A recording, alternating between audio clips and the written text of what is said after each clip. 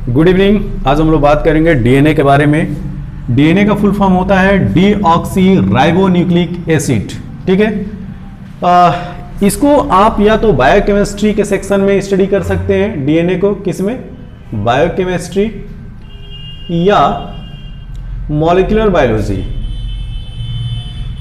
Molecular biology या genetics.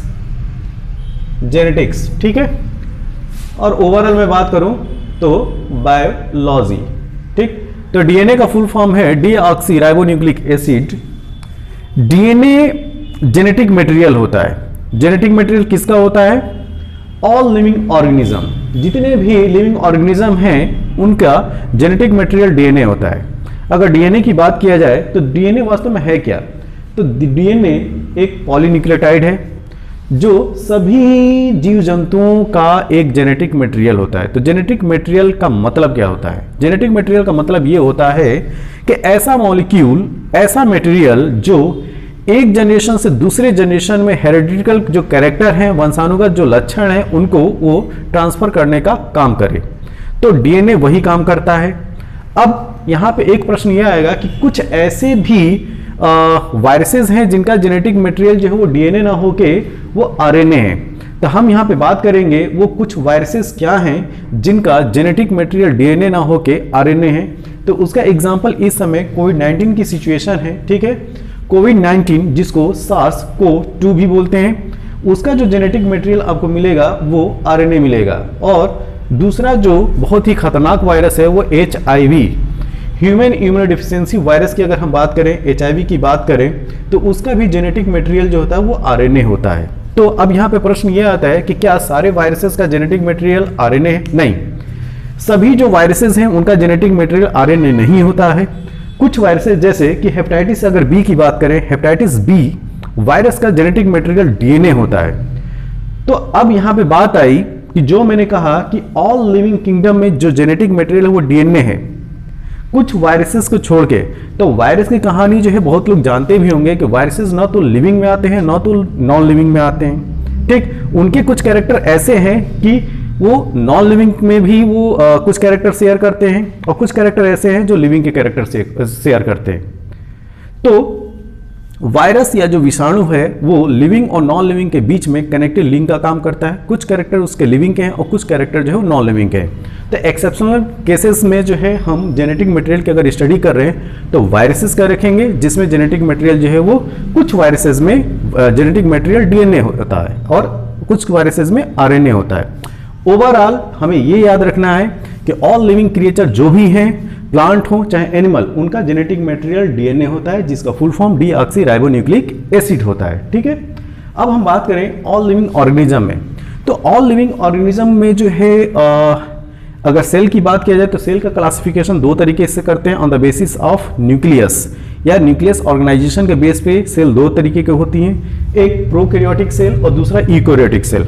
इसी में पूरा लिविंग किंगडम आता है। प्रोकैरियोटिक सेल में बैक्टीरिया आते हैं, साइनोबैक्टीरिया आते हैं। वहीं पे अगर हम यूकैरियोटिक सेल्स की बात करें तो all plants and all animals, ध्यान दीजिए, all plants and all animals excluding bacteria and cyanobacteria. तो ऑल प्लांट्स में क्या हमें कंसीडर करना है?